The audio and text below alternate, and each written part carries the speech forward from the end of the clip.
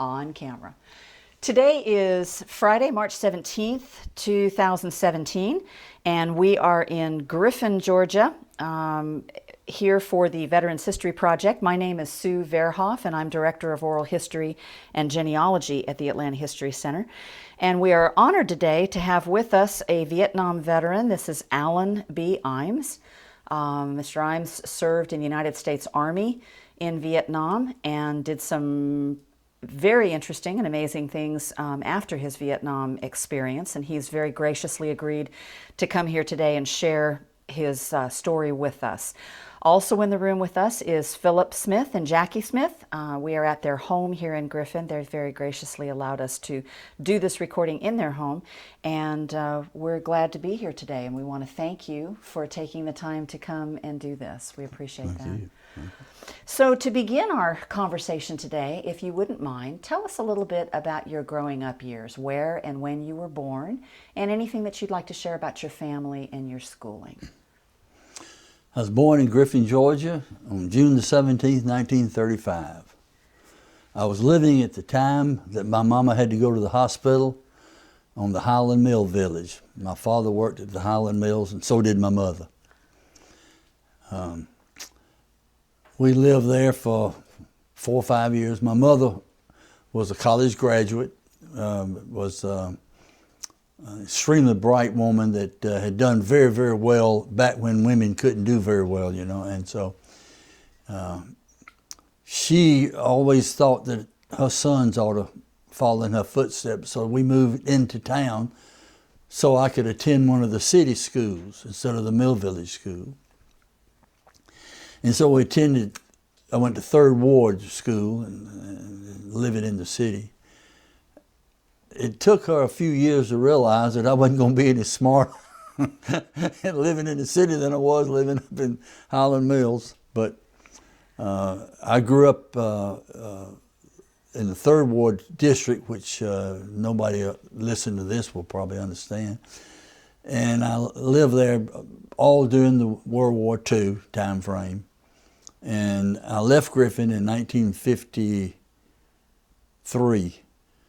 and went to Gordon Military College.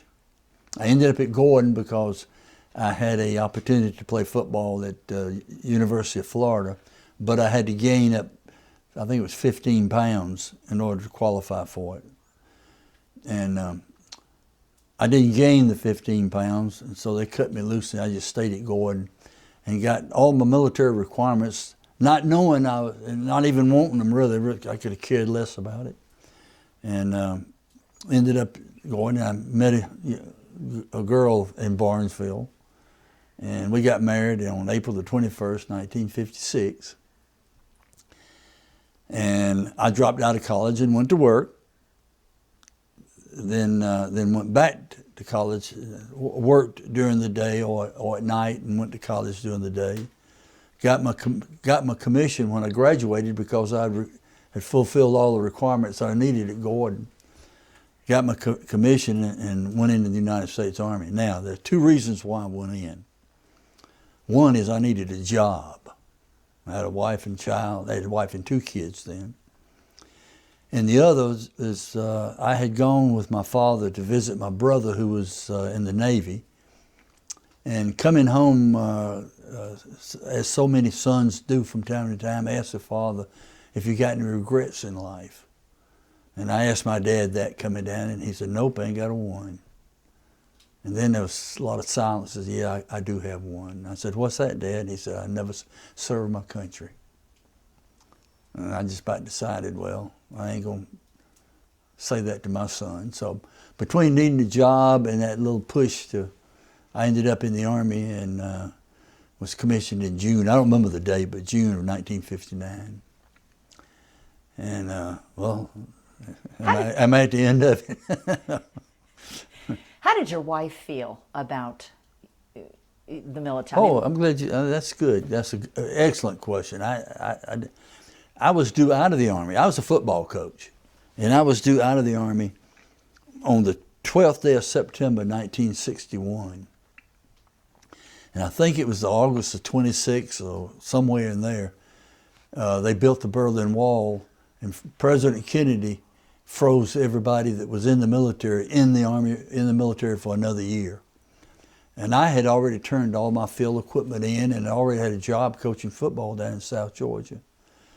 And I said, oh my goodness, what am I going to do now? So I went home and I told Allan, I said, well, we got a problem. She said, what's that?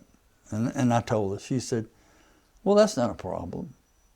She said, I was wondering why you was getting out anyway. You like the Army and I don't mind it. That's all I needed. Wow. So 37 years later, she saw me retire. So, and please ask the questions. I can't think of nothing. No worries at all. Yeah. So you got your commission? I got my commission. And then first duty station? My first duty station was Fort Benning. I had to go through the infantry officer basic course, which was kind of like a soft officer candidate school course. And then I went through airborne training, and then I went through my ranger training. So I wasn't actually at Fort Benning all that time, but I had to pay my officers club dues anyway for all the time. I was, even if I wasn't there, you know. And what years or what year? Let's see. I left. I left there in March of '60, and reported to Fort Jackson, South Carolina, where I became a training officer for an advanced infantry training brigade. Now, I kind of jumped ahead, I guess there. Now that's where I was when it was time for me to get out of the Army. Okay, and so when they extended us for another year, or froze us in the Army for another year, I was told to go back down to Central Issue Facility and redraw my field equipment. And I did, and I was given a company. And so I became a company commander of a training company. And now a lot of folks that might see this tape, if anybody ever does, might recognize my company was sitting at Fort Jackson, sitting at the top of what was famously known as Drag Ass Hill. And it was a steep, steep hill. And I used to run my troops up and down that hill all the time. And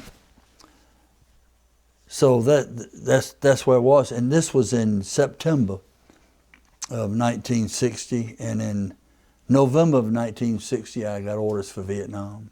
How did you feel about that? I didn't know where it was. If they had said Indochina, I would have known, you know. But it's been a long time since I'd studied any Southeast Asian geography. There wasn't much of a war going on. It didn't bother me. The fact is, most of us in the Army at that time looked at the opportunity to go to Vietnam, because if you were going to move on up the ladder, you wasn't going to do it not having any experience in a combat zone. So, and it wasn't bad, you know. There's very little, in my case, there's very little contact with the enemy. You know, it's usually a couple of snipers or some foot traps and man traps and booby traps, and only 1 or 2 people would get killed at a time if anybody got killed at all. So it wasn't bad at all. It wasn't nothing like what the guys went through later on. Well, since it was so early in the war and things hadn't ramped up much, I don't suppose you got much reaction from family and friends either, or? Well, now my dad never could quite understand why I wanted to make the Army a career, but nevertheless, he put up a big map, larger than the one that we got. He was a probate judge, and he put up a big map on the wall in the office, and he kept little pins or whatever wherever I was. And people would come by and say, "Where's Allan now, Daddy?" He'd go into it, you know. But when I came home, and people asked me where I'd been, I said, "Well, I've been in Vietnam," and lots of them wouldn't even know what I was talking about. And then I had one or two tell me, well, you sure lucky it wasn't Korea. I mean, the Korean War was over, you see, but, and I said, well, it might have been a little bit worse than Korea right now, but nevertheless, it wasn't bad. Well, tell us a little bit about your trip to Vietnam. What was that experience like when you first got over there? What was the trip like?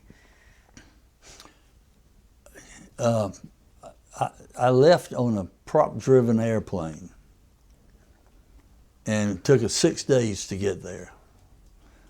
And I think that's because the pilots found some place they wanted to stop, you know, like the Philippines or someplace, and spend a couple of days, you know. But anyway, it took us 6 days to get there. And we landed, and they had us a bus there to meet us. The bus was wrapped up in wire so that nobody could throw hand grenades into the bus. And well, I wasn't expecting that. That was kind of surprising. But we was riding down the road there, and two airplanes. The bus driver, who was Spec 4 or something like that, said we were going to pass President Zim, who was the president of South Vietnam, his palace. So we got right up to his palace, and two planes started bombing the palace. So we pulled the bus over so that, and got out so we wouldn't get caught in any fire. And we're out there on the side of the fence at the palace cheering the planes on, because we thought they were bombing and strafing some Viet Cong, you know. Well, they had a coup attempt against President Zim. Well, anyway, we went on, and when we reported in, we signed into a building that was about as large as Dr. Smith's, Jackie's area here. And every soldier that was in Vietnam at that time's name was on a chart on that wall. That's how few people were there. I think it was 300 something of us got there. And I went over as a ranger, I guess I should say that. President Zim wanted the United States to help him have ranger units in his army, just like we had them in ours. So we started training. I was responsible for jungle training. Somebody else was responsible for swamp training. It had a lot of mountains, but it wasn't any mountains where we were. It did a lot of rappelling and stuff like that off of towers, but not off mountains. And so I spent most of that year out in the woods, out in the boondocks, sleeping on the ground in hammocks and everything, because we were doing jungle training. And there's a heap of jungle in Vietnam, you know. And so then in 1963, it was time for me to come home, and my commander there, I was at a place called Zuc Mi, which, if I might pull up the map here, I don't know, you probably can't see it, but Zuc Mi is located right in this area here in what's called Tu Corps. Okay, it was in Tu Corps, and it was within a couple hours driving distance from a very luxurious area called Nha Trang. And wasn't very luxurious at that time, but it is now. And so anyway, my boss said that if you got anything in Vietnam at that time, you didn't go buy it. I mean, there wasn't any PXs, there wasn't any doctors, there wasn't any hospitals around, anywhere close around. Well, we were out in the boonies, and if we got anything, we put an order in for it, and an airplane would fly up. They called it a milk run. Well, the milk run came, and my boss, commander, told me to jump on that and go on and get a couple of extra days down in Saigon. So I did. I jumped on the plane and went down there. And when I got down to the MAG, Military Assistance Advisory Group headquarters, the Ranger commander down there just raised Cain because I didn't stay the extra days. So anyway, I kind of floated around Saigon for a little while, and the first thing I remember is I walked down the street, and there was this little place called USO. And I said, USO? Oh, gee, man. So I went in, and they had ice cream and milkshakes. And I hadn't had any milk for a year. And I sat there and ate ice cream and drank milkshakes until I was sick. But I'd saved a lot of money that was Vietnamese money, and had not converted it back yet. So I went around and I said, well, I want to buy me a tailor-made suit while I'm here. So I went to the Hong Kong tailors there on Tudo Street. You'd ever been on Tudo Street? And Tudo Street, and I had that guy had to stay up all one day, all one night, and half of the next morning to get my suit made. And he did, and I put that suit on, man, I looked like $1 million. God, it was Italian silk. It cost me 100 piastres, which would be maybe a little less than $100 American money at the time. But if you bought it in the United States, tailor-made, it'd have been about a $500 or $600 suit. Well, I put it on, and I could hardly wait. And I got it home and got ready to go to church about 2-3 weeks later. Got ready to go to church, and I'd already outgrown it. And I went from 195 to about 135, 140 pounds over there. And so I'd already outgrown it, so I gave it to a Spec 4 that lived next door to me at Fort Bragg. I'm telling you, I'm bouncing around. I'm sorry. No, you're doing a great job. I don't know where all this is coming from. Tell me a little bit more about your day-to-day activities when you were in country. You said that you were training South Vietnamese. Well, I'll show you a picture too, I guess. We lived out. If we were not out in the woods or the jungle with the Vietnamese troops that we were working with, we had a little compound called the Mag compound. It had a bed, had a little like screen porch type of room into it, and the living was pretty good then, The thing that kind of surprised me, I guess, when I got to Zook Me was the place where the Mag compound was, the Ranger compound was. When we got to Zook Me, the thing kind of surprised me was I was just the first lieutenant, and I didn't really know a whole lot. I could run up and down Drag-Ass Hill, but I didn't know a whole lot. And I was over there advising Vietnamese officers that had been fighting the war for 10, 12, 15 years. And I had a hard time accepting that. And I remember there was a guy named Captain High, and I remember we were training, and I saw he always walked around without his shirt on. He was big barrel. I'd never seen a Vietnamese he looked like a sumo wrestler.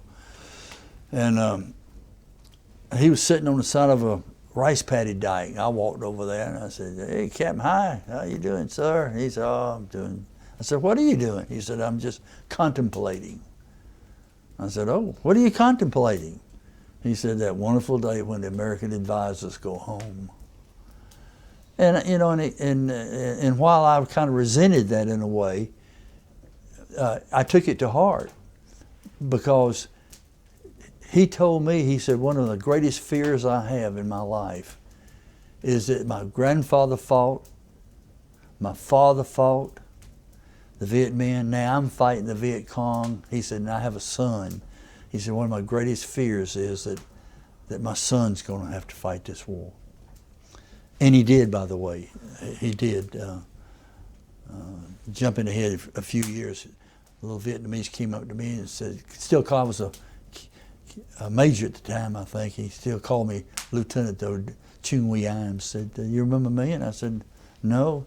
He told me it's Captain High's son. I said, "I'm a son of a gun." What he dreaded the most had come true. His son was now fighting that war. So here we are over there, and the only shots I'd heard in anger up to that point in time were off in a distance, more or less, than anything. And I'm supposed to advise this guy, and so I tried not to be the kind of advisor that acted like I knew everything, and I really tried to learn from them, and I did. I learned a lot from them. So every day was you didn't roll out of the sack and make your bed up. You got out of your hammock, made sure there wasn't any scorpions in your boots, ate whatever the Vietnamese were eating, and which sometimes was not very good. It's good, I guess, but it wasn't pleasant to think about eating it. And then you would train. We trained ambushes in the jungle environment, countering the ambushes in the jungle, all live fire, and other things. I'm sorry, I just don't remember everything we did. But it was a full day of being in the jungle. I tell you, wasn't any Tarzans around, but. How about the language? Did they all speak English? How did you? Almost all the officers did. Okay. And I had an interpreter, and I had what they call a Batman. I had a bodyguard. I think in the early days of the war, the worst thing that could have happened to a Vietnamese officer is if his counterpart or the guy that was over there to be his counterpart got killed. Their government would have blamed the Vietnamese officer for it. So they went to a great deal of extremes to make sure that that we were kind of treated as safe as possible. Now they couldn't do it. I remember walking down the trail there, and the thing I worried about more than anything was foot traps, these bamboo spikes. You know what a foot trap is? Well, they start out, they take bamboo and they shave it down and fire harden it and shave it down and make it a point on it as sharp as a bayonet. And they dig a hole and they put it, and then they cover it over, and you walk along and you step on it, and it comes up through your boot and into your foot. And then they had the man traps, where they would be much larger hole, and it was covered up, and there'd be a bunch of those stakes down in there. And I always worried about those. And then one day we was on a patrol, and we were going along, and I was following a little Vietnamese, and I saw that Vietnamese, he walked across one of the man traps and it didn't fall in. And I said, wait a minute, that guy probably didn't weigh 70 pounds. I bet if I'd stepped on it, it would have gone in. So after that, I always got the guy carrying the radio and made him walk in front of me. So if he stepped on a man trap, he'd go flat in it before I would. Maybe I shouldn't have admit that, but So you were there for a year? I was there for a year. Okay. And then I got orders. I decided to stay. At this point, I decided to stay and make it a career. And I got orders back to Fort Bragg, North Carolina, the 7th Special Forces Group. Tell us a little bit about your trip back. What was that like, and what were you thinking? Do you remember the trip? No. Okay. Okay. Wait a minute. I don't. The only thing I can remember is that when I got down to Saigon, the Ranger commander down there was upset with me because I'd tried to leave. I'd come to Saigon early, and so he was trying to he wouldn't go ahead and put me on an airplane. He kept me there as long as he could, and I ran into a little guy that ran the little however you get on the airplane, the manifest, and talked to him, and I said, if you get a seat on an airplane, let me know. And that night, somebody knocked on my cotton picking door and said, I got a seat for you on the airplane. I left Vietnam in 1963. I never even signed out. I just got on an airplane, came home. I'm still afraid he's gonna come get me and tell me I got to go back and finish that tour. and all because that guy found me a seat on an airplane. And anyway, we came back home. There wasn't any anti-war stuff. I mean, in fact, it was opposite of that. When I got back, my wife lived in Barnesville. I got back to Barnesville. I mean, it was nothing. Everybody was proud of you. And Atlanta Journal-Constitution came down and did a story on me. And if somebody had ever told me it was going to get like it did, I would have thought they was telling a lie. But anyway, I came back, took my 30 days leave and reported to Fort Bragg, North Carolina. That's all I can remember. And what did they have you doing in Fort Bragg then? I started my Special Forces training. Okay. And that lasted about 6 months, I guess. And then we graduated from our Special Forces training, and we reported to our unit there at Smoke Bomb Hill is what they had, the nickname or the name for the Special Forces area. And they said to report to unit. So we were all, those of us was going to Company C, went to Company C, and the company commander of Company C met us all and said, okay, so we're going to have a command formation Monday morning, so be here at 0600. So at 0600 hours, everybody from that was in the unit and all the new guys showed up. Now, most everybody that was in that unit was already Special Forces qualified. I had been through all the Special Forces training, but I was not allowed to wear the what do you call it? The patch. Well, it's not the right word. Until I had done other things, like I think maybe I had to make some night jumps. I had to spend X number of weeks in the swamps, and there was all kinds of things we had to do. 100-mile road march through the mountains, and before you could be fully qualified. So I was still not yet fully qualified Special Forces officer. So we got out there, and he had us all fall in, and he said, all right, he had the sergeant major call off some names. They called off a bunch of names, said, now y'all go over and stand over there by that deuce-and-a-half truck. Said, you're going into scuba training. Well, I said, gee, that'd probably been fun, but I didn't care. I'd already been gone. I didn't want to leave again for a while.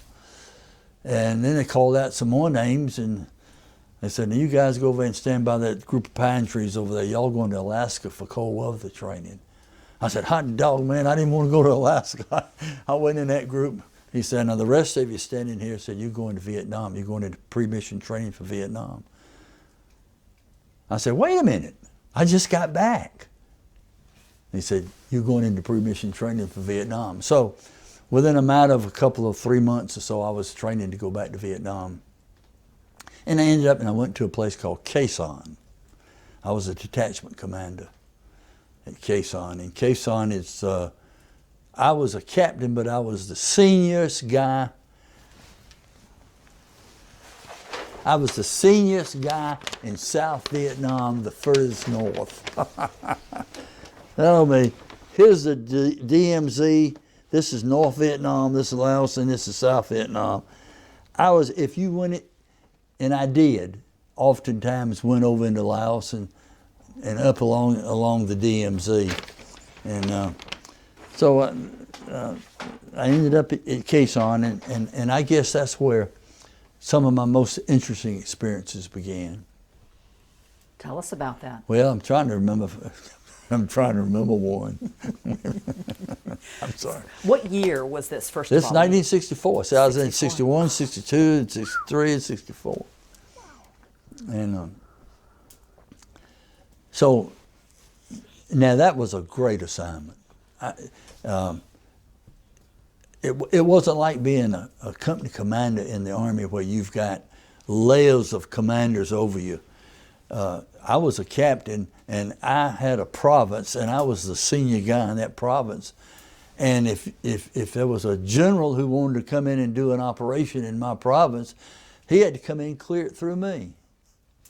Of course, he didn't. That never happened, but he would have had to, because it was my operational area.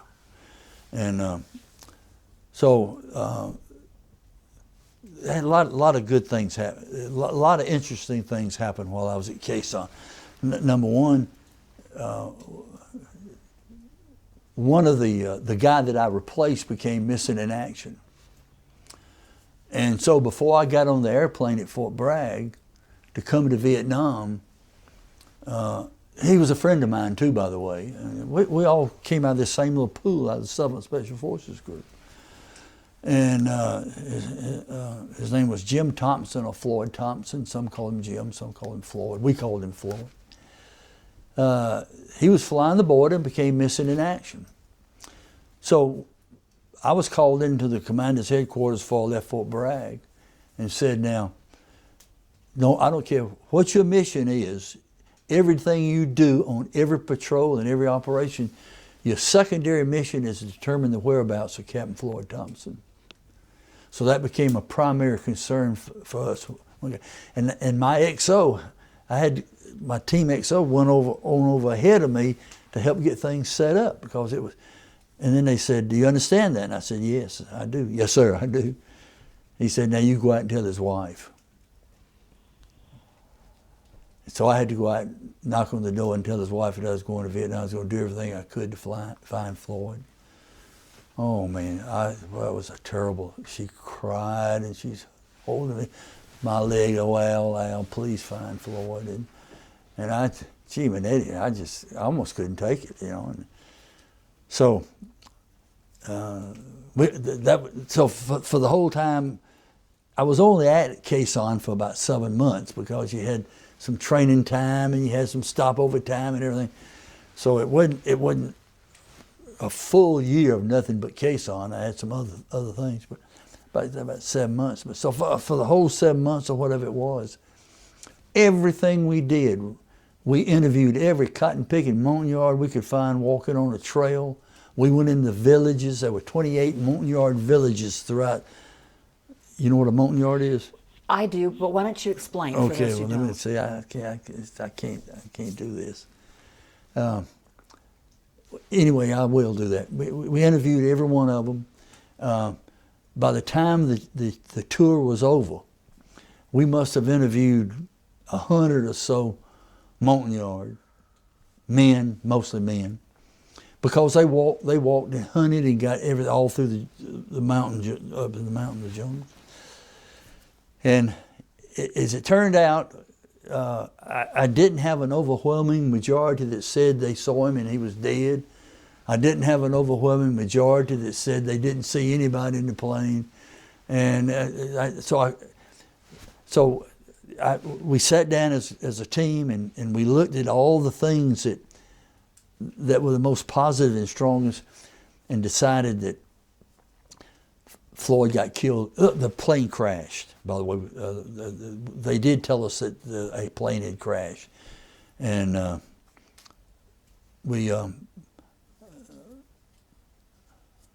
sorry, I don't remember what I was saying. What you determined about his status. Oh, we all determined that Floyd was dead. So when I did my after-action report to come home, and we cleared Vietnam and everything, I had to make this report, and I recommended the Army just go ahead and declare him dead and let his wife go on with her life. And of course, I wasn't quite that benevolent about it. I just, "Oh, he's dead. Go ahead. Let's just put it to rest, you know." And so we got back home, and when I got debriefed at Fort Bragg, I'd been debriefed 2 or 3 times, but when I got back to Fort Bragg, got debriefed, the commander looked at me and said, "Now you go tell his wife." I said, "Oh, crap." So, and I did, and it was one of the hardest things I've ever had to do. But she took it very well. She said that at this point in time, she kind of figured he must be dead. But now, a few months later, or maybe I don't remember how many months later. I don't think it was a year. Anyway, we're hearing that the peace accords have been signed. No, it was a bunch of years later. It was when the peace accords were signed, and the prisoners of war were coming home. I'm sitting in the living room because I had other friends that I knew. I'm sitting in our little living room watching the thing, and they said the first man to get off the airplane was the senior man, and the second man to get off the airplane was Vietnam's longest held prisoner of war, Captain Floyd Thompson. I literally almost threw up, and I thought, gosh, I feel, and his family and everything. And I've read the books, all the books I could read about him and everything. He was a friend of mine. I mean, we're good friends. I read all I could read about him and everything. And I got in tight with some of the other prisoners of war back when I came back to Griffin, and they all encouraged me to go down to talk to Floyd, and I couldn't do it. I couldn't do it. I just hoped that I wouldn't have. I don't know if I'm supposed to say this or not, but he had an alcohol problem. You can imagine, and he came out of the jungles a beaten, broken man, and within a matter of time, he had been promoted through every promotion all the way up to full colonel and all the back pay to go with it. So he had plenty of money to live a high lifestyle, but he couldn't make it with he and his wife couldn't make it. She had found somebody else, and couldn't hardly blame her for that. But they couldn't hardly make it, and it's been that's a tragic story there. That's one of the things that I experienced at Khe Sanh. Another one was there was an incident out in the Tonkin Bay called the Tonkin Bay Crisis. Well, we didn't know what was going on, you know. And I got a message that the commanding general of all the U.S. Army forces in the Pacific Theater was coming to my camp. Now I'm sitting up on top of a little mountain. Doc's has been there, you know. He's flown there. It was nothing but kind of little PSP steel runway there, you know, that somebody had built out in the middle of nowhere back during the Indochina War, I guess. But he landed there, and he came in, and his name was General John K. Waters. He was General Patton's son-in-law. Yeah, I was more thrilled with that than I was the fact that he was coming. He was General Patton's son-in-law, and he came in and stayed with me all day. He was only going to stay about an hour. Stayed with me all day. He would just eat up with what we were doing. He just thought it was really something. Then he said, I need to talk to you if you got a safe area, secure area. So we put out some security and everything, and he briefed us on what was happening in the Tonkin Bay, and told us that the best they could determine, there was maybe as many as 15,000 North Vietnamese soldiers massed on the DMZ, ready to attack across the border into South Vietnam. And what they had determined that they thought they were going to try to do was to capture. It would have been easy to take I Corps and to capture that first corps and declare it a part of North Vietnam, and Russia and China were going to jump in there right away and recognize it. And that would pit America against Russia and China over some land. And he told me, he said, now here's what I want you to do. And we talked about my troops. I had, God, so much. I had about 350 indigenous soldiers that we had hired, Montagnard tribesmen and South Vietnamese and Chinese Nungs. Have you ever heard of Chinese Nungs? They're mercenaries. Chinese Nungs that we had hired. We hired the Chinese Nungs to protect us from the guys that we were leading. It's a funny situation, but anyway, he said, now he said, now when they come across that border, he said, I don't want you to stand in and try to fight them. He said, I want to let you. And so we talked about my Nungs. I had 40 Nungs, and we talked about my security platoon, which was the most trusted Montagnards that we had, and we made them our security platoon. And the Special Force team is broken down into specialties, and I had an intelligence sergeant specially, and he created this security platoon. And I had 3 Australian soldiers and 12 American soldiers. And I believe at that particular time there was a platoon of Marines camped that we were helping put some communications on the DMZ. And so he said, I want you to take these and let these people go on by, and then I want you to take your nuns and your people, and I want you to conduct guerrilla operations against the North Vietnamese.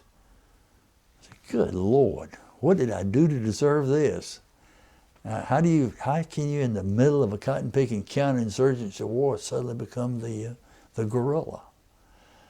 And I've thought a lot about it. I don't remember if I even made any plans or not. I'm sure I must have made some plans, but I don't remember. But as it turned out, they didn't, and they denied even being in Vietnam ever. And they were coming around the western side of South Vietnam and coming down through Chapon area, the Chapon River, and coming into South Vietnam that way. So I did not ever have to conduct the cotton picking guerrilla warfare, but I tell you, I sure did do a lot of sweating thinking about it. Now, that brings up another one. And this is something I'm very, very proud of. In 1964, North Vietnam was denying that there was any North Vietnamese in South Vietnam. Well, it was about time for us to come home, but I didn't want to stop patrolling. I wanted to keep patrols out because that was key, you know. Well, lo and behold, we sent a patrol out and ran into a North Vietnamese company in South Vietnam, and caught them in bivouac.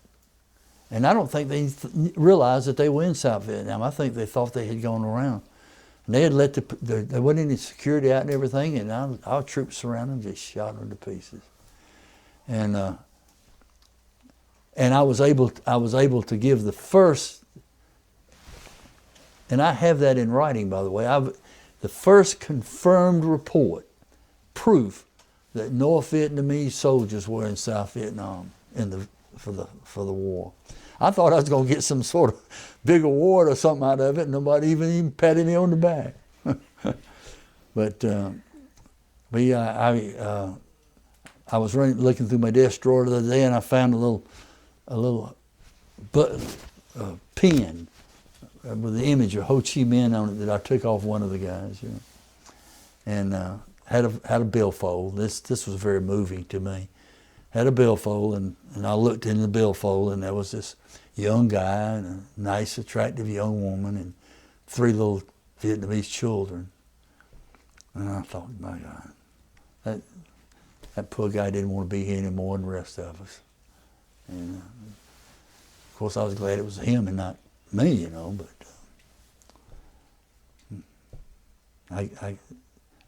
one more.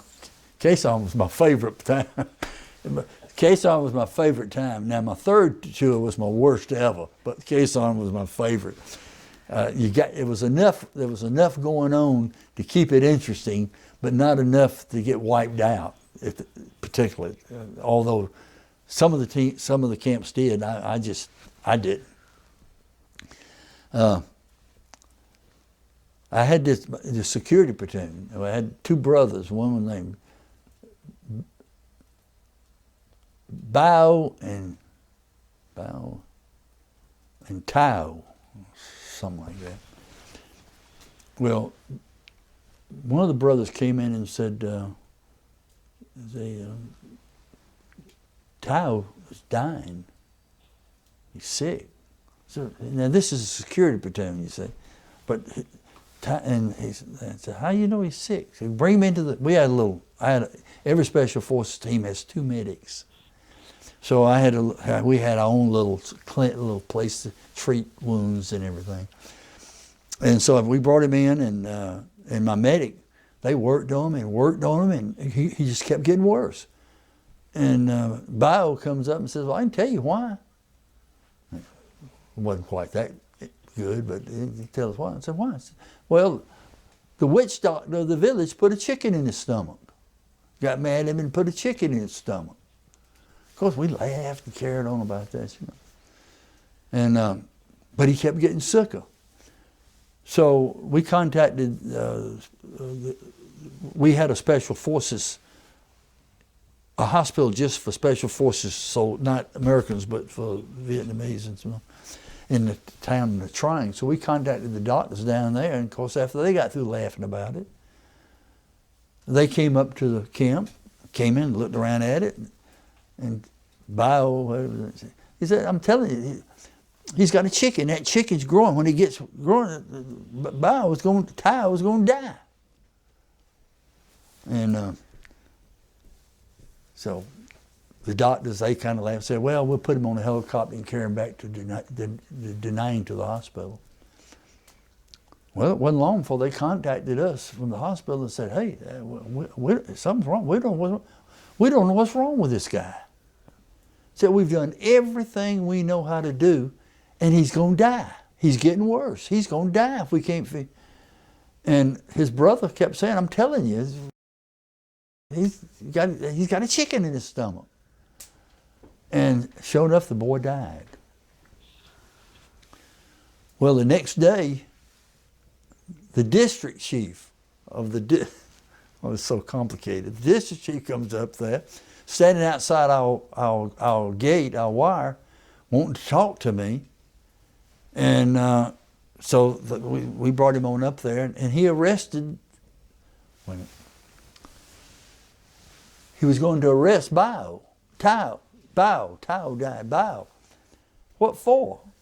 Well, last night, he takes his M16, arms himself with hand grenades, does a glow crawl all through the village to the witch doctor's house, unloaded everything he had on the witch doctor, and wiped out the witch doctor and his whole family. So they were going to put him in jail for the murder, you know. And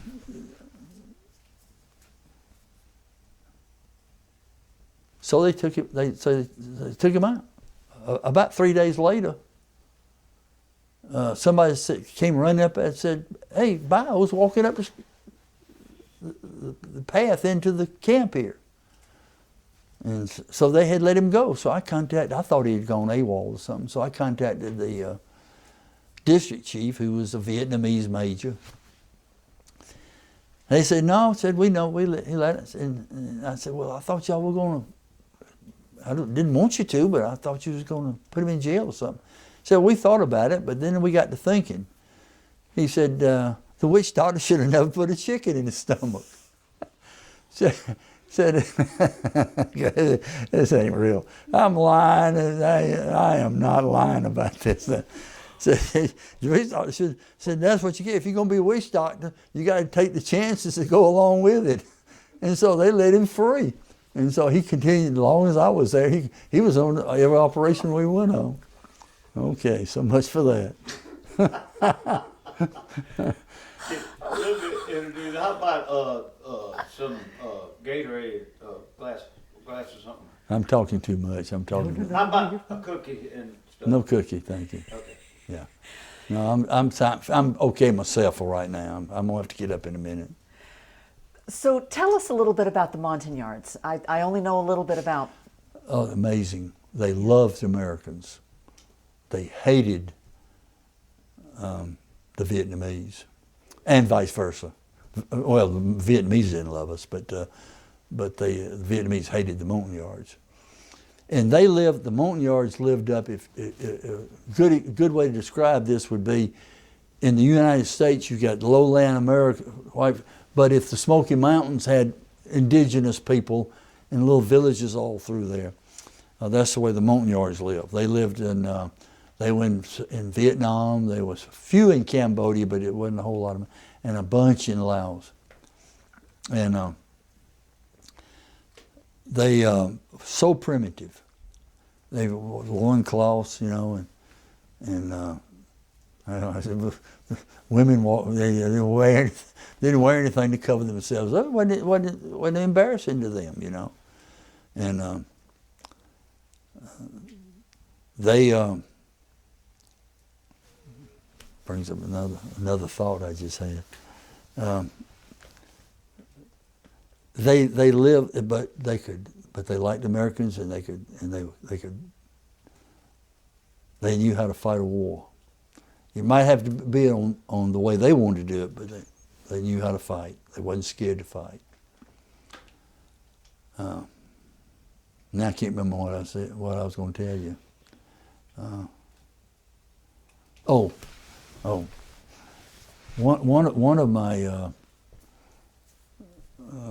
of my soldiers whose family lived in the village. We moved all of our soldiers. We moved in with us in our camp.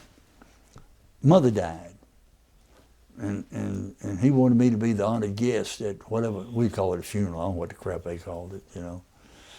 And so we pull up there in the Jeep, you know, and they all greet me. Okay. I got something else. We got to stop this. I'm thinking about stuff that I should have already. So anyway, we got up to the village, and we went through the village is surrounded by shrubbery and stuff, just like you see in movies. It's just like that. And I looked over there, and there was this goat. Then the goat had a lanyard around his neck, and he was stabbed into the ground, and he was just sitting there bang, you know. And I looked around, and there was a big old pit just full of charcoal. And the first thing I thought of is, God, I hope they don't expect me to walk on that charcoal. Well, we were inside there drinking the wine that they made, and I guess it must have been all right. I lived through it, you know. And so the guy that had invited me to be there, and a couple of us, nodded at this guy out there guarding the goat, and he goes over there and it looks like a little ball-peen hammer, and pops that goat right in the head. One time, doop, and that goat just spread-eagled on the ground. And they take him by his legs, and they bring him over that fire, and then they flip him over, bring him across the fire, put him on a big bamboo thing, and bring him up there and sit him right in front of me. Now, he ain't been gutted, he ain't. And we had to eat that goat. And I said, all I could, I'd sit there and I'd look through there and I'd try to find a clean place where there wasn't any hair, and I'd pick me a little piece of meat and I'd say, yum, yum, yum, this is so good. You know. It was an experience. I mean, those are the experiences. I never would have believed it if somebody told me that. I never would have believed it. Anyway, can I digress just a little bit? Absolutely. I've told this one around to some of my Army buddies. When this is my first tour again, and I'm down in, and we get word that the Australians were going to join us in the effort. I don't know how much we had to pay them, but they're going to support us, and then we're going to get a team of them to come to Suk Mi. And I got to looking at it, and there was a major by the name of Clark who was heading up the team, Australian major. And I got to thinking, wait a minute, I went through Ranger training with an Australian major by the name of Clark. I wonder if that's who that is. So I just mentioned it to my Ranger commander. And who my Ranger commander happened to be in the same training, you went through Ranger with me also, as Clark did. So he said, well, I'll let you go down there and pick him up.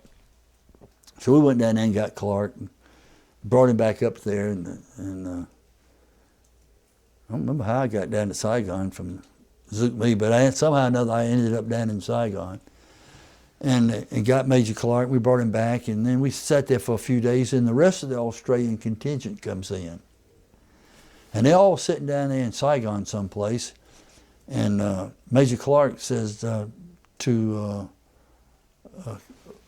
Major Rogers, who was the American commander, that somebody's going to have to go down there and get the rest of the Australians and bring them up here. And Major Clark says, well, why don't we let Lieutenant Imes do it? Lieutenant. And that sounded okay to me. Give me a chance to get out of there, you know. And he said, well, I have a very good friend. That's how small the Australian military was. I have a very good friend who's commanding an Australian frigate in the harbour in the Triangle, which is only about 30 minutes away or 30 miles away. So they said, okay. So they cleaned me up a little bit and gave me some money. I didn't have any money. Gave us some money and told me to go down and meet and bring the rest of the Australians back. So I go out, and here's this ship. Now I'm thinking, there's something I'm supposed to do. Do I whistle myself on? Do I salute? Or what do I do? I don't know. But anyway, I do everything I'm probably not supposed to do, and the ship pulls out. And I'm sitting there just looking around, ain't got much to do, thinking about that long trip to Saigon. And the executive officer comes up and said, asked me, said, excuse me, Lieutenant Imes, the captain would like to know if you'd like to dine with us tonight. Dine? Gee, I think it would, thank you. So we went in there and had a meal. I don't know what it was, had a meal.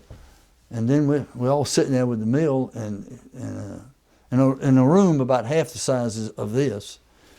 And then he says, excuse me, Lieutenant Imes, the captain would like to know, would you like to watch a movie with us tonight? Darn right I'd like to watch a movie. So they cleaned off all the tables and moved everything around, set 2 chairs, and here's the captain of the ship, a table in the middle, and me over here like a big shot, just saluted. Didn't even know the customs. And so everything's going pretty good. And then pretty soon the executive, I don't know why the commander, he looked over and asked me, but the XO said, excuse me, Lieutenant Imes, said, Captain would like to know, would you like to have a beer? Now, wait a minute now. Now you're talking, I ain't had a beer in a long time. I said, gee, I think I would, thank you. And they came out there with the Australians, big old huge cans of beer. So I'm sitting there watching this movie, and I'm sipping on this beer, and all of a sudden I'm starting to get seasick. And next thing I know, last thing I remember until the next day was I had 2 Australian Navy guys holding me up by my arms, taking me down these little steps, and they put me in this container that as the ship moves, it stays its own ball bearings, and it said, well, I wake up the next morning, I'm feeling good, but I'm so embarrassed I don't know what to do. And I'm thinking, God, I hope I can get off this ship and nobody sees me. Well, I could feel it. I could feel the snickers and everything. You know, I mean, I need to digress. Major Clark had told these Australians all about these tough Army Yank Rangers. You know, they're the cream of the crop, and all that crap. And so I made it. We got out of there.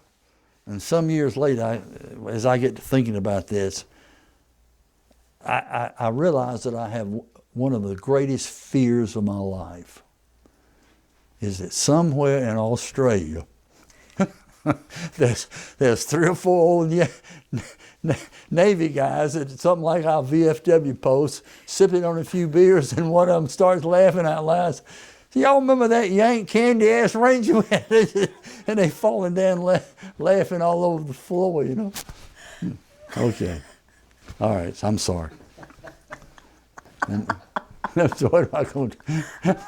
What can I do? I can't control myself. I'm sorry. So anyway, we're back to Khe Sanh now. And my man has just wiped out the witch doctor. And incidentally, by the way, that was also one of the prime areas to grow coffee and tea. And had a lot of, and they were owned by Frenchmen. And we would help secure the area so that the Frenchmen could get their coffee to market, and we'd put it on C-123 aircraft and help fly it out, because you couldn't get in and out. All the bridges were blown at that time. You couldn't get. There were 9 bridges between the ocean and Khe Sanh, and they were all blown. And so if you either went in by air, you didn't, or you walked in. And But anyway, even though we knew that when they got their money, they was going to have to pay some of it to the Viet Cong in that area. We knew that, but we helped them get their stuff to market. And I think it was two of the French plantation owners were ambushed while I was there. I don't know why. Maybe they wouldn't pay the amount. It only takes one ambush and everybody else pays up pretty good, you know. So that's Khe Sanh, I guess. So I now come back home and I go to the, where did I go? Yeah, I come back home and the Army sends me to, I'm infantry, but the Army sends me to Fort Knox, Kentucky to the Armored Career Corps. And and I didn't want to go. I wanted to go to the infantry school because I'd never even been in the infantry. But they called me back and said, don't make this mistake. He says, only 10 infantry guys in the United States Army being picked to go to the Armored Career Corps, and you're one of them. Said, but if you make this mistake, it's all on you. It's not on us. And I said, okay, I'll go there. I don't care. And I went there, and who did I run up with? I ran up with guys like Carpenter, the Lonesome Inn, from All-American from West Point, and guys like that the Army had sent there. So I felt pretty good about being there, although I probably couldn't hold a candle to them. Pete Dawkins, the guy that Heisman Trophy won on West Point. Almost out of the 10 guys that went, I think I'm the only one that didn't make general. All the rest of them made general. Okay. I can't think of anything else way over now. What year would that have been when you finished? I finished in 1965, and then when I got finished there, they sent me to Fort Sill, Oklahoma. There was one infantry battalion at Fort Sill. The rest was artillery. And they sent me there, and I commanded Company B of the 4th Infantry Battalion, 4th of the 3rd Infantry Division. And then a little bit later on, I made major, and I commanded the battalion for a little while. And then I got orders for Vietnam again for my 3rd tour. So how did your wife feel at this point, 3rd tour in Vietnam? I really thought that when I went down and had my pre-mission physical, they discovered I had high blood pressure, so I thought I wasn't going to have to go. So I said, crap, I'm glad I got high blood pressure. I'm going to have to go. And I said, oh, they got to know you're still going. She didn't. My wife was a great Army wife. It's just, I just can't say enough. It's just amazing. We had a strange relationship. She seldom ever told me anything bad that was going on in Griffin. And she never knew I had even heard a shot fired in anger until I had retired and we started getting together with these guys. I had never told her anything that I'd ever done in Vietnam. So she still gets surprised. Doc's heard, some of my friends have heard a lot of this, maybe too much, but my wife's hearing some of it for the first time. Yeah. So anyway, I went back for that 3rd tour. Now, that's the worst year of my life. We were in a unit, they would refer to it as special operations, but it was a highly, highly secret unit. And until 1997, we couldn't even mention the word SOG, S-O-G, MAC-SOG. And then they finally declassified everything. So everything that we did in SOG for an entire year, and everybody before me and everybody after me, for an entire year, in 1997 was destroyed. The result of every operation we went on, and I'm kind of thinking that's probably why I'm not seeing any recognition for identifying the first, is because it was so secret. You couldn't even talk about it. And so We don't know a whole lot about it, but we spent a lot of time in Laos and Cambodia on supposed to be in recon patrols more than anything to keep up with the Ho Chi Minh Trail, but we get a lot of mess over there. And it wasn't long before we got as much mess in country as we getting over there. It was rough, and in my job I was kind of a combination of operations officer and launch officer. And a launch officer is a guy that he's given a contingent of gunships and helicopter slicks, and we go to a location and we work that area with patrols, anywhere from 6-man patrols to, I think the largest one was maybe 23 or 24 men. We had names for them, like hatchet forces and all that kind of stuff. But the area that I was operating in, it was down in 3rd Corps. Oh, gee, I didn't go back to my map. Was down in 3rd Corps, down close to Saigon. I say close as a crow would fly. And we spent a lot of time there going we were right from where we were into Cambodia. We were the 25th Division, I think it was, gave us a little piece of a rubber tree plantation that they were living in. They bivouacked in, and that was what we operated out of. Now, to show you what this organization that I was a part of, what it meant to MacV or General Westmore, I could, if we were going to launch and we were going to go into a certain area of, say, northern part of Cambodia, we'd find the closest infantry division, and one of them was at a place called Tay Ninh, close to Tay Ninh. Another was close to Tao Tiang. There were 2 brigades or infantry divisions there. And there's another close one called Quang Loy. That was the 1st Infantry Division was there. Well, I would have to go in. I would go in and knock on the door, and you generally end up in the Assistant Division Commander's office, telling him I needed a certain spot. And this is what I needed. And he said, "What do you need it for?" And I couldn't tell him.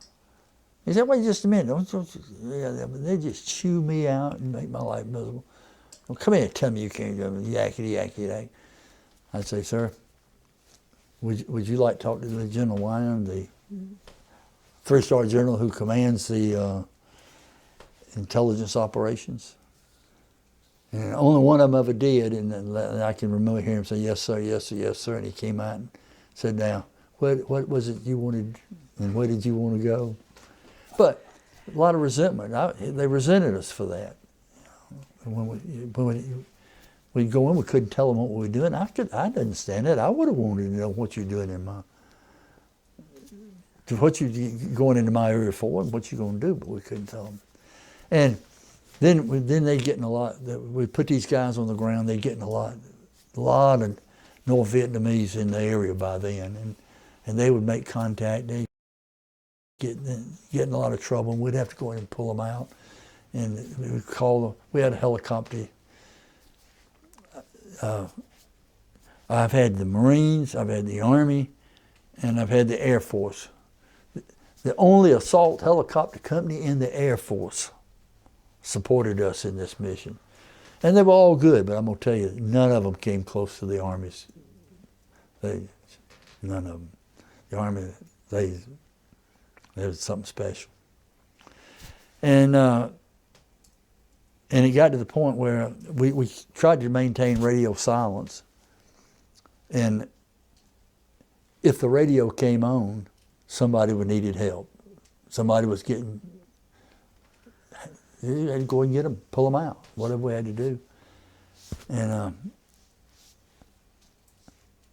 it had gotten to the point, I don't know if I should even admit this or not, it got to the point where a radio has static. And I'd be laying there, and listening, trying to sleep or whatever, and the static would come on the radio. And I'd just start shaking, going to pieces. I knew somebody was in. If it's going to happen to me, it was going to happen to the guys on the ground. It was going to happen. Something going to happen to these helicopter guys that was coming in there, and it just about. I don't know if I could have lasted another month over there that tour. And I thought I was a pretty tough guy, you know, but it was the worst year of my life. There's probably a lot of things I could say about that year, but I probably shouldn't. So. What year was that? That was in 1968 and 69. Yeah, that was a tough time. Wow.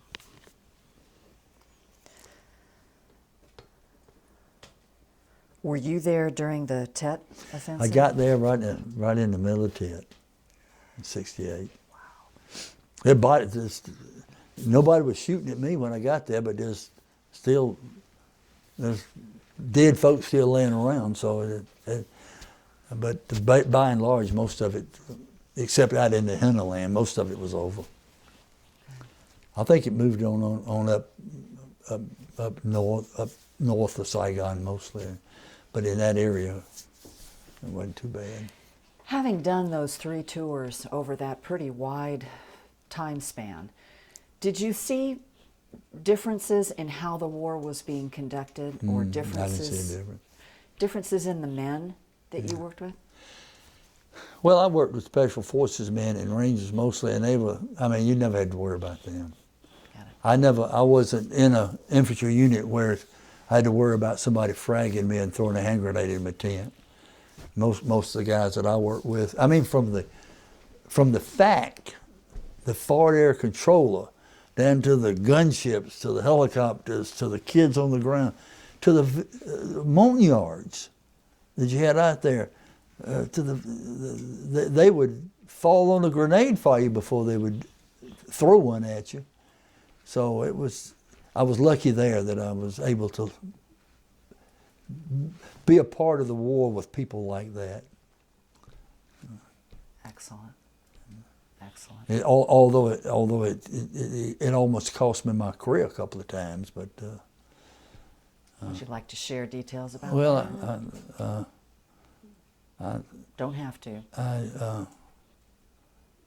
I've told Doc about this, I think. We had was running operations along the Cambodian border. And we had a river that runs there between the Cambodian border and the river called Saigon River, and then our area. And we put in, I think, about six-man teams now. That's 2 Americans and 4 Montagnards. All of our troops were Montagnards. Most of them were from a tribe called Brew. That's kind of like Cherokee or Apache or something, but they were Brew. And they were good fighters. And I'm sorry, I don't know what I'm sorry, I can't think.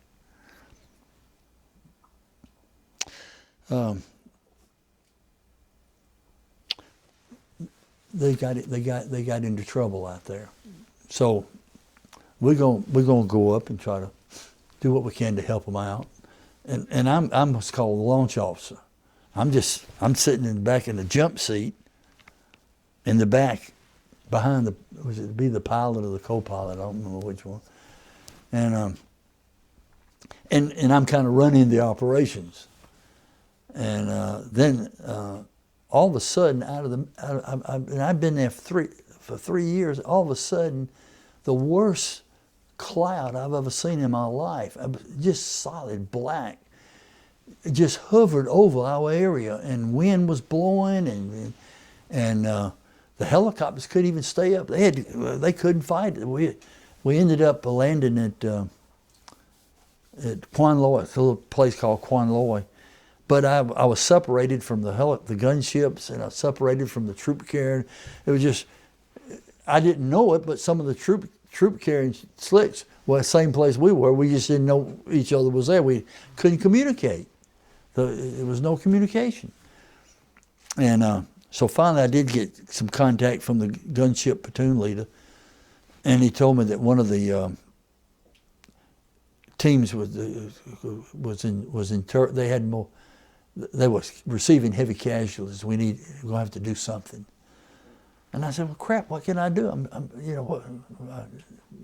What can we do? I'm sitting down here on the ground. I don't even know where I am. And he said, well, he's going to try to get up in the air and see if he can pick up some good communication. So he got up, and things was clear. And pretty soon he contacted me, and he said, we're going to have to do something. And he said, that hatchet force, 24 men around, I think.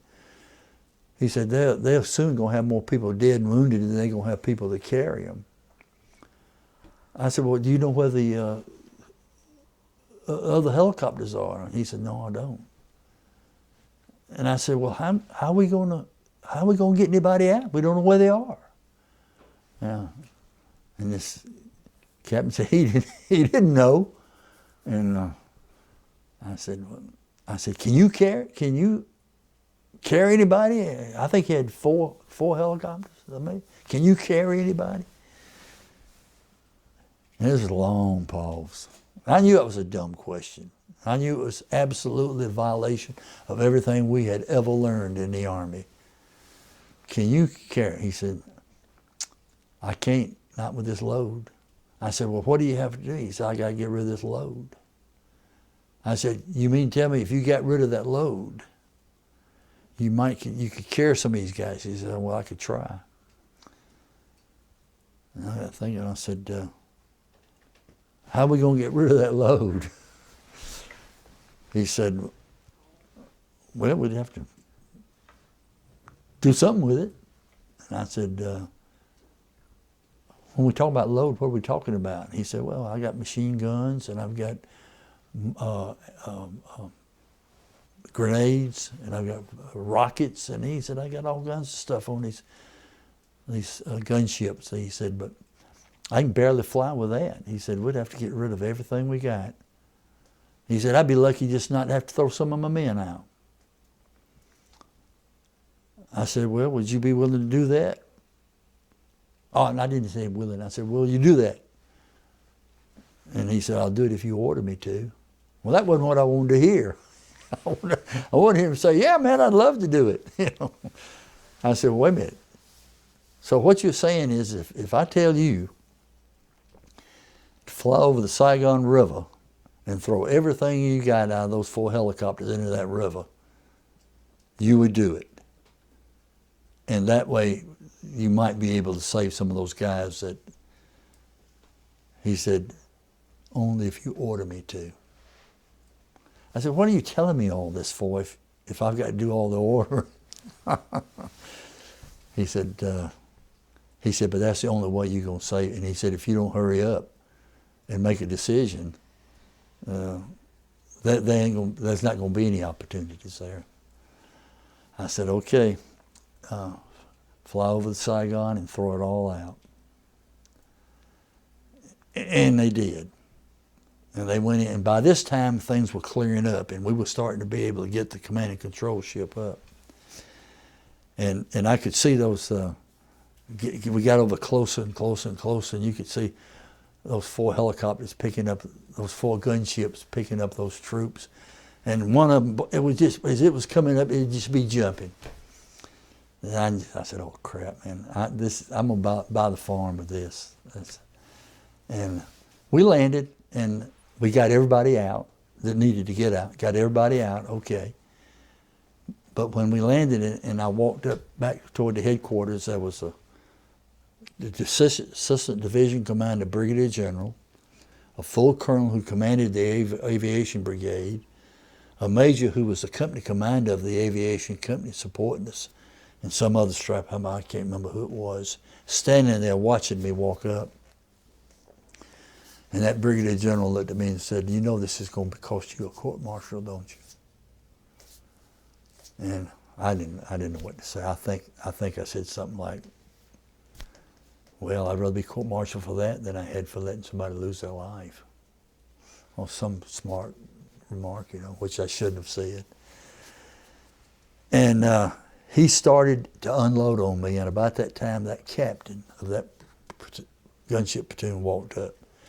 And he walked up in front of all four of those guys, never saluted them, never said a word to them, turned to me and saluted me, said, "Sir, I just want to salute you." He said, "I don't think anybody in the Army would ever see anybody do something like that. I just want to salute you." And he did. And I saluted him back like it was like I was expecting it, you know. I did. And the brigadier general, he kind of stammered for a while. He said, well, that may be, but you hadn't heard the last from me. Never heard another word from him. I might be court-martialed tomorrow now that I've let the story out. I don't know. So that's why things like that. And one time while we were there, was the 4th of July. And boy, mortars were coming in. It was 200 and something mortars came in. It sounded like they were hitting out there about as close as that pond, but they really wasn't. But I couldn't tell that. I thought they was coming right in on top of us, and I was worried about all the helicopters we had up on the pad, and I was trying to get up there and everything. And finally, I made my way through a concertina wire fence that they'd thrown up around, you know, for protection. I made my way through there and got up there, and finally I ended up I was bunker hopping. I would go to, if there was bunkers here with sandbags, I'd stay there for a while, you know, and it ended, and the radio came on, and somebody in a voice that didn't speak real good English, but you could understand it, said, "Happy 4th of July, Americans." But didn't do any damage. And so I came home to the Commanding General Staff College, where I went as a student. And then in 1969, I was given the opportunity to go back to Vietnam. 70. To go on an assignment. It might have been back to Vietnam, or stay there and. No, I was given the opportunity to go. I was going to go to Fort Bragg, North Carolina, back to Special Forces, which is what I should have done, or stay there and teach, be an instructor at the Commanding General Staff College. And I gave that a lot of thought. I knew that if I went back to Fort Bragg, I was going to be gone a lot. But that was kind of me, you know. Teaching at Leavenworth wasn't me, but my wife and daughters and son was just living such a good life. They were so happy. I took the teaching job and was miserable. And then when that time frame expired, I was alerted to go back to Vietnam again, and it ended before I got orders, and I was glad to see it end. I tell you. And so. Then I just had routine assignments, staff assignments, like at Fort McPherson and places like that. And I was on orders for Germany. And Allan and the kids couldn't go because of some hardships in the family, and I was going to have to go by myself. So I contacted the Pentagon. They said it's an 18-month tour if you go by yourself. I said I can't do that, so I just went back and put my retirement papers in. I'd had enough to retire, thank goodness. And next thing I know, I'm the senior Army instructor at Griffin High School. That's just the way God wanted me to be, you know, I guess. And I didn't even know Griffin High had an ROTC unit. And 17 years, that's the happiest 17 years of my life. Just great assignment. And I look back on it all, and I guess there's a lot I haven't told you that was of any value, but I guess that's about all I can think of right now, unless we take a break and I think of something else. Would you like to take a break, or do you want to keep? Have you got a question? I understand that you're a reciter of poetry. You've been talking to Jackie Smith. Yeah. Yeah. Back there, I guess it's when I had congestive heart failure. You know, and the thing about it is, all these problems I've had, I've worked out the week that I've had them. I mean, it's not that I'm a wimp. At least I didn't think I was. So I decided then what I'd like to try to do is memorize poetry. And so I started memorizing, you know, like the under the shade, spreading chestnut tree, the village smithy stands, a mighty man, the smithy, you know. But, and then I memorized about 4, 5, 6 poems, and I got off on some other venture, I don't know. I haven't done much. Well, what's your favorite? My favorite poem? Uh-huh. You ask what makes a hero, I cannot write the tale. I only know I've seen a few on the other side of hell. You ask what makes a hero, I cannot write the tale. I only know I've seen a lot on the other side of hell. That's my favorite poem. You can see why. And that wasn't all the correct words, but it was close enough for government work. Close enough. Do you all have questions? Didn't disappoint you, did it? No, not even close. There's got to be something more interesting than I've told you, but I can't think. I couldn't think of anything more interesting than what you've told us. But this is your opportunity before we close the interview to say whatever you want to say. Well, I didn't. I didn't get a lot of awards and stuff. I spent an entire year in Vietnam and never even got a thank you note from anybody. And it was a good year. I did a lot of good things, but there's a lot of, and I'm sure it won't be anybody that ever watches what I'm saying, but a lot of people wrote up their own awards. Some people wrote up their own awards, and I did a few things, but I wasn't going to write. I wasn't going to write up my own award for it, and I had kind of wish I had them now, but I didn't. So I was a lucky man. It just seems like to me that every time. I'll give you an example. We had to eat. If you belong to an American unit, a U.S. unit, they would bring you chow out to the field sometimes, and Mermite cans, and you'd eat. And we didn't have that luxury. And so,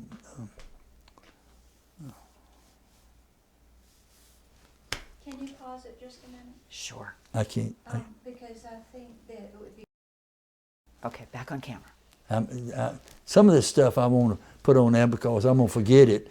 And if you got it on here, I'll remember, my kids will get to know. I'm going through a Vietnamese village. I'm with the Rangers now, so we're skipping around for time. I'm going through this village, and this mama son comes running out of a little shack. And she just got black teeth and everything, and red lips from all the narcotics they suck on, you know. They call it betel nut. And she is just raising you know what. And I felt like she was talking to me. And so my counterpart, who was a Vietnamese first lieutenant, went over and was talking to her. And then all of a sudden she stopped and she bowed down and did all this to me.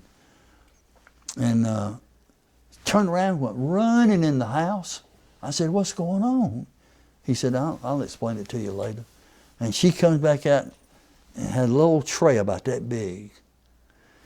And 2 little old ceramic cups, kind of like dollhouse cups. And a little pitcher. And she pours 2 little things for. And I said, "What's going on?" And my counterpart said, just drink it and I'll tell you all about it later. Well, he didn't tell me to drink it slow. I mean, that I should sip it. Well, so I took it, and I was thirsty. It was hot over there, you know, and I was thirsty anyway. And I took, God, Pete, it felt like some atomic bomb went off in my stomach. And she's bowing and down and everything, and we finally we finally got out of there, and I said, what was that all about? And she said, when she first saw you, she thought you were French. And she thought the French army had come back, and she hated the French.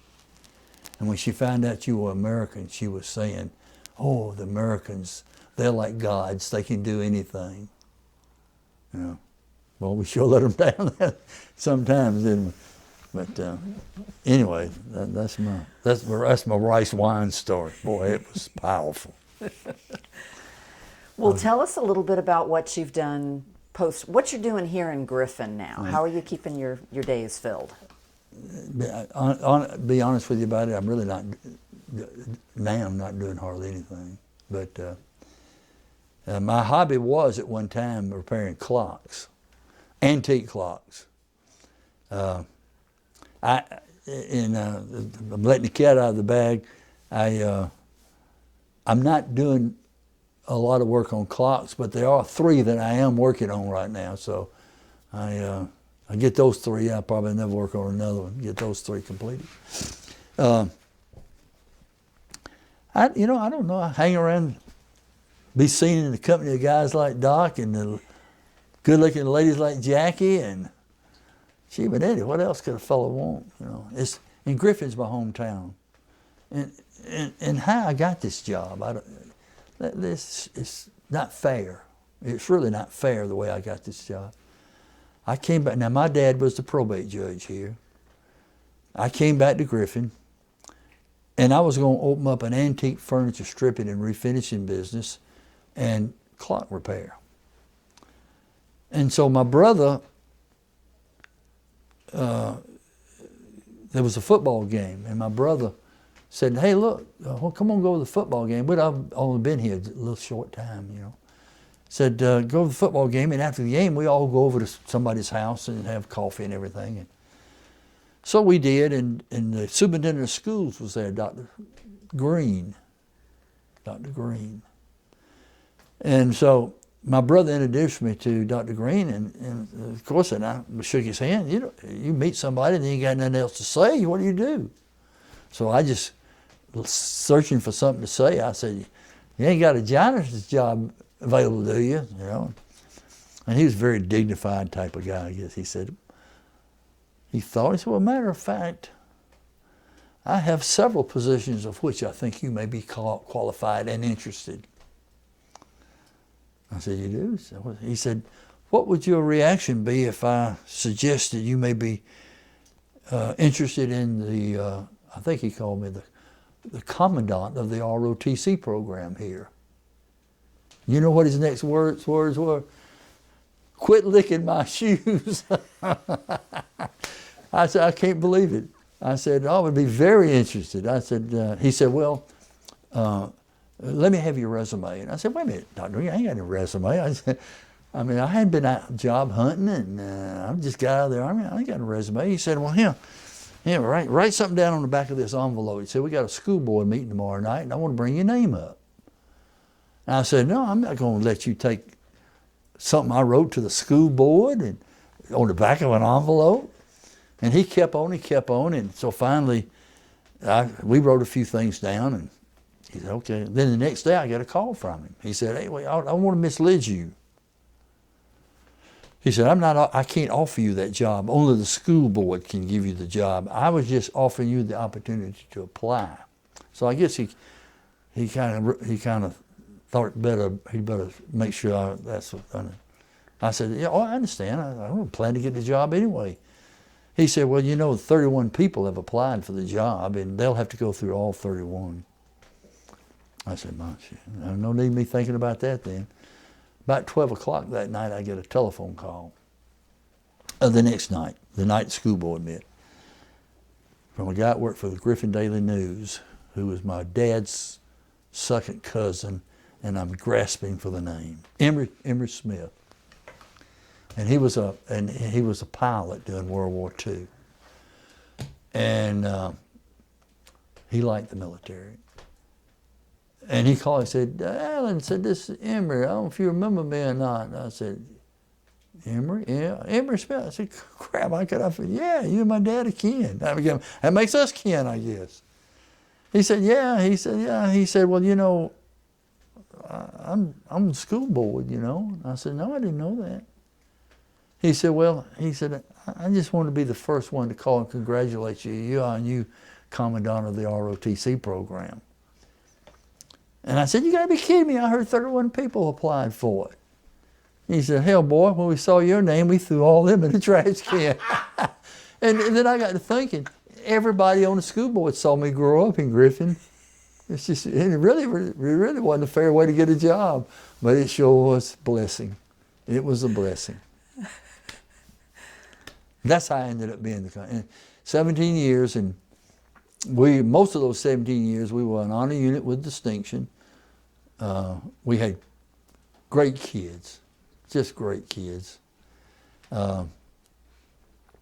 We had the national champion drill team, of which I didn't have any, I didn't do anything other than claim to be the commander of the unit, you know. Another instructor worked there, and they went up, they traveled all over the United States competing, and they won I guess 8 or 9 times the national championship drill team, ROTC drill team. We started a new program. We called them Rangers. And they're named after an old boy in Griffin by the name of Ed Crawford, who was a World War II Ranger. And Ed, Mr. Crawford, had gotten shot off the top of Point de Hoc during World War II when they invaded D-Day, and was really in. So we named the program Crawford's Rangers after Griffin High School Crawford's Rangers in honor of Mr. Crawford. And and sometimes I thought he kind of might have been shooting a little bull. So my son and I just happened to be in Eglin Air Force Base one day, went out to the Ranger thing out there, and they had a big old portrait of Mr. Crawford hanging in the hall out there. So he was a big shot with the Rangers. And so I stayed there 17 years, and I retired 3 years before I wanted to, but I was spending a lot of time away from home, and when my children were still home, it wasn't so bad, but I was leaving Allan by herself a lot on weekends. And it was not a comfortable thing for her, so I decided I would just retire. And so my instructors came to me and said, look, if you won't retire, we'll run everything. You don't have to teach anything. You just go and be the important guy and take care of the Rangers. And I said, well, that's all well and good. I appreciate that, but it's the Rangers that's keeping me out of a weekend. And so I said, I guess the best thing for me to do is retire. And I did, and I've had some regret for that. I would have liked to have stayed for 3 more years. There were some guys that were in the freshman class the year I retired that I would have loved to have stayed there until they all graduated. There was about 7, 8 were just kids. I think Andy was in one of those groups. Just great kids, and they made my life worthwhile. Other than my family, I love those kids more than anybody I could tell you. So what else are we going to talk about? Do you all have any questions? Voice, state. Yeah, one of the things that I did was I got concerned because there was no involvement of anybody in the American Legion in our community. Now, we had an American Legion, and there was only a handful of them, and you pay your dues to go to the American Legion, but there was never any meetings. Nobody ever did anything. So I got involved in that, and I think it was 5 or 6 guys, and I got one of them to be a commander, and then you go talk to Jim King. I got him involved, and a few others, and we built the American Legion from all those 5 or 6 guys to over 250 people. it's kind of going back the other way now, but anyway, they have a program in the American Legion that I absolutely think is one of the best programs, youth programs you could have. It's called Boys State and Girls State. Now, all across the United States in the summertime, there'll be hundreds and hundreds of high school rising seniors that will go and spend a week somewhere studying. And studying is not a good word because it sounds too much like school, but learning how the government of the United States is supposed to operate. And they do that by creating the 51st state. And then they run for office and they fill the positions all the way up to governor of this new state. And if we have 450 kids go, then they'll fill more spaces. But if we only have 350 go one year, then there'll be some of the lesser spaces that they won't run for and get. Don't have enough kids. But when they come back home after that week, I like to think that they understand more about how the government operates than most adults do. And so we've done that now, and I guess I've been doing that for maybe 30 years. Wow. And this is my last year. I won't be doing it anymore. But Wow. I don't. I guess I don't have anything else to say. Well, I can say that your service is impressive, both in the military and to your community. And I love to hear your stories of thinking about your men and making sure that your men and the soldiers that you served came first over your career and over those other considerations. Well, you know, it's probably, the truth is probably known that I really wasn't smart enough to really realize that what I was smart enough to realize that some of them knew more about what we were doing than I did. And I never hesitated to ask one of them what they thought about what we were going to do or the operation. Not some private, but you know, some good experienced NCO. And I learned pretty quickly that if they had something, that if they didn't want to be involved in it, they all had the same answer. Hey, Captain or Major, whatever, that's your call. That's above my rank and pay grade. They didn't want to make that decision, you see. And so if I had to make it and it was wrong, they still supported me because they had the opportunity to. I don't think I made too many bad ones, but I have made some bad ones. But. Well, to me, that's more than being smart. That's being wise, and that's being a good leader. And I can see both of that clearly in your experiences. Thank you. I don't know if I've had a good life. Yeah. You know, when I was in Vietnam, I used to. Are we recording? Are you recording this? I used when I was in when I was Look in. out! Look out! Did I tell you about being when I was slated to be the lookout? No. I don't know what I was going to say. See, I got one of the things that I'm going through is there's something as a result of my open heart surgery. I was told I would have short-term memory loss, and I have a short-term memory loss. And I just was going to tell you something. I've already forgotten what I was going to tell you. I'll remember it when I get home. But, or when we turn the camera off, which does happen occasionally. Yeah. But thank you for your service and thank you for your example. I'm really grateful that you took the time to do this today. This has been well, so I appreciate enjoyable. that. Really, truly. I guess this is the first time that I've had. We've had a little interview by a little local guy, but it's the first time we've done it with some professionals. Well, And thank Doc, if you got anything out of Doc, you're sure enough a professional.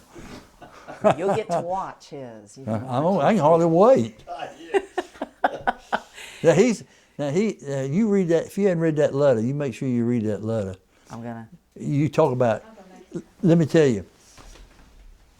I have had Army helicopter. I've had turned off the machine. Okay, Thank you. Thank you for your story. Thank you for sharing it. I